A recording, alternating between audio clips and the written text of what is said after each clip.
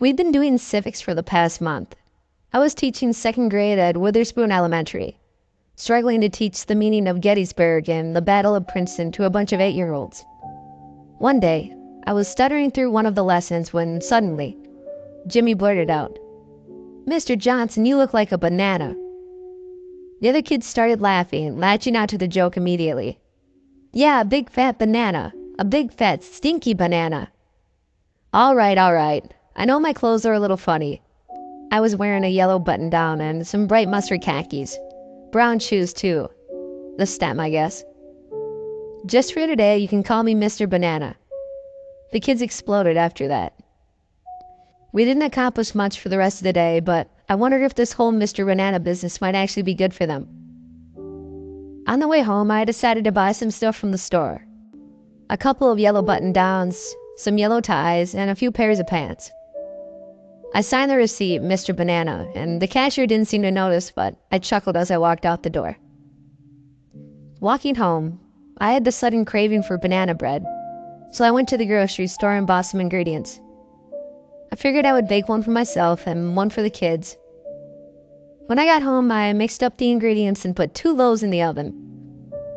Then I pulled up an old episode of Sesame Street on YouTube. I was thinking a lot about Yellow, I guess, but it had never occurred to me how magnetic Big Bird was. The lovable behemoth, always brightening everyone's mood.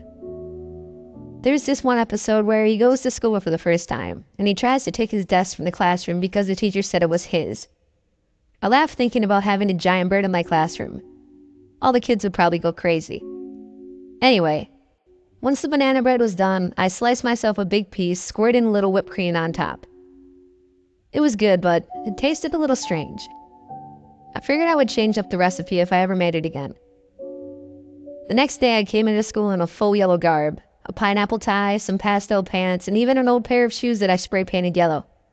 Once the kids sat down, we went through our daily situation with a slight twist.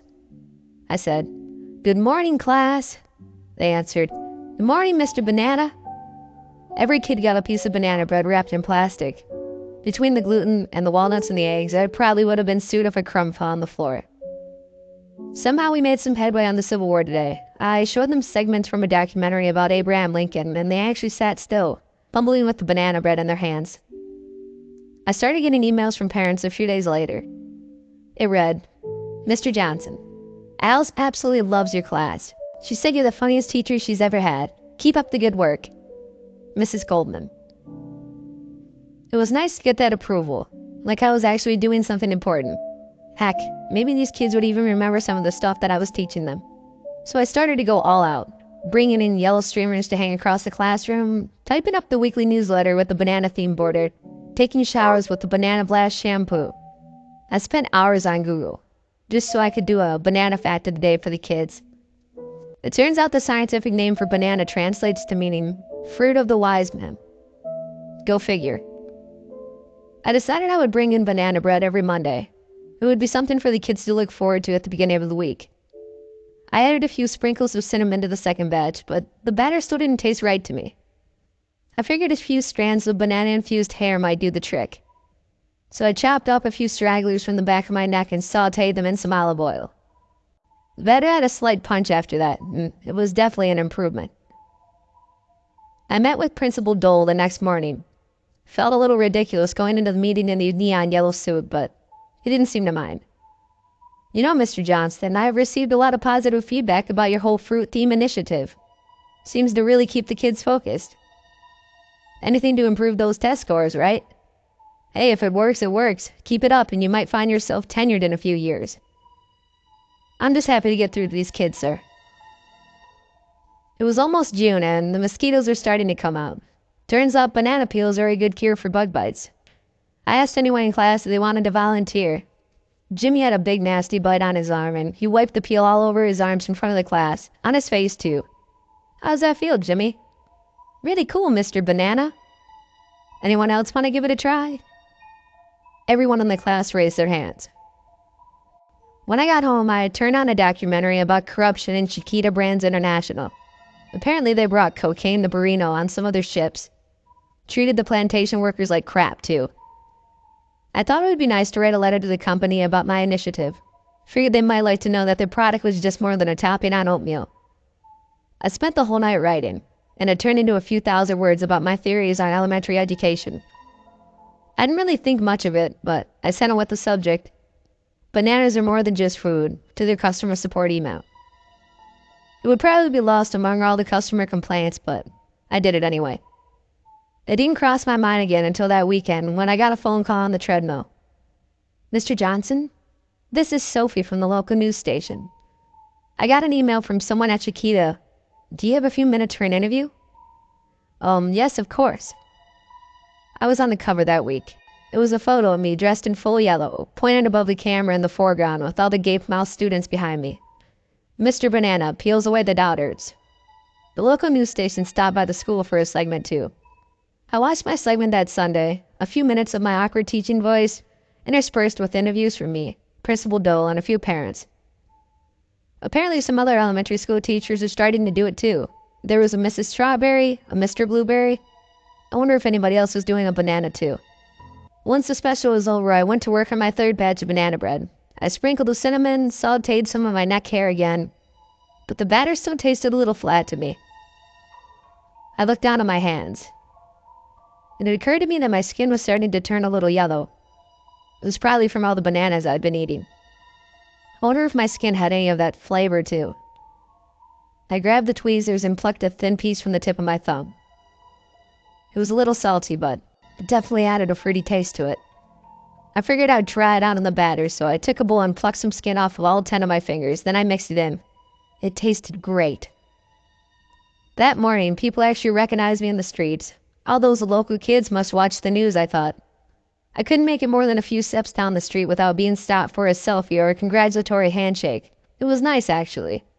I never thought wearing sleek clothes would make people like me so much. I threw up in the trash can when I walked in the classroom. Figured I'd been eating too much potassium.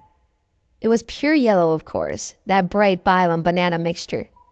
Must have been churning in my stomach for days. I was there early, just so I didn't have to engage in that jealous, snarky small talk with the other teachers. "So you're some sort of teaching genius, huh?" I wrote the banana fact of the day on the blackboard and waited for class to start. I handed out the rations of banana bread after the Pledge of Allegiance. I wondered if the kids would still eat it if they knew they were eating a piece of me. I figured I should keep it a secret for the time being. Plus, it was my best batch yet. They didn't need to know how it works. That night, I got another email from Mrs. Goldman. "Good evening, Mr. Johnson. Congrats on your 15 minutes. Alice just loves the idea that her teacher's famous. We really appreciate all of your effort, especially baking for the kids every week. Just a heads up, though. Alice found some hair in her banana bread this evening. Make sure you're keeping things clean at home. We don't want her to get sick and miss out on class. Mrs. Goldman." I went to the bathroom and looked at myself in the mirror, still dressed in my work clothes. It occurred to me that I was really starting to look like a banana. I gelled the top of my hair into a curved-pointed stem and turned sideways, arching my back. For a second there, my face in the mirror disappeared. I was perfectly smooth, perfectly curved, and perfectly ripe. I almost cried thinking about changing into my pajamas. Instead of a delicious yellowish pulp, I was just a freckled, overweight sack of blood and bones. I peeled off my clothes and walked into the kitchen. Just to make sure, I took a kitchen knife and made a small incision in my forearm. The blood immediately oozed out, and dark, purple sludge began to drip onto the floor. I sliced the other arm to the same result. Then I sat down, watching the blood drip onto my thighs. I woke up a few hours later, shivering, caked in a brown, metallic crust.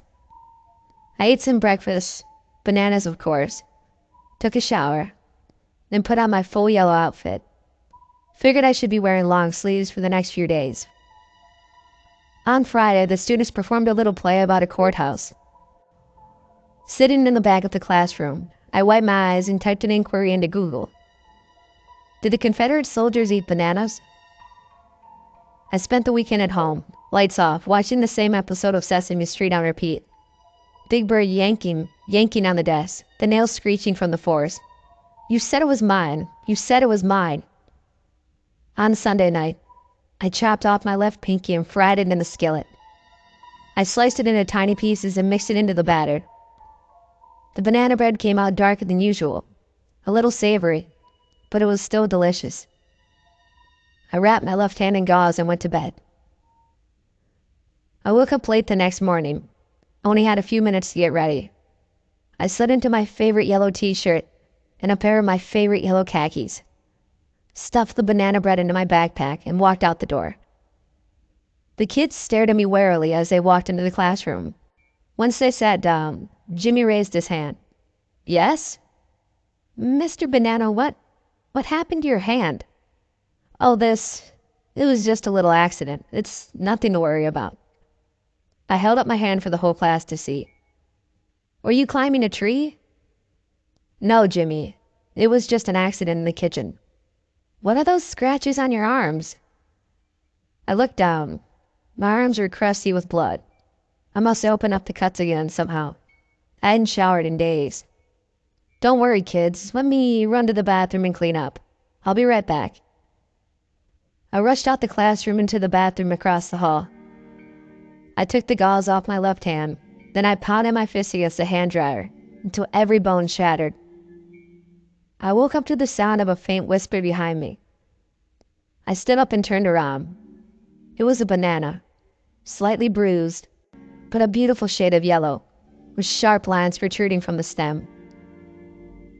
He turned sideways, revealing his perfect curvature, and flashed me a big smile. "How do I look?" I walked towards him, closer and closer, until my nose pressed up against the glass. I said, "You're beautiful." He kissed me on the lips, and then he disappeared.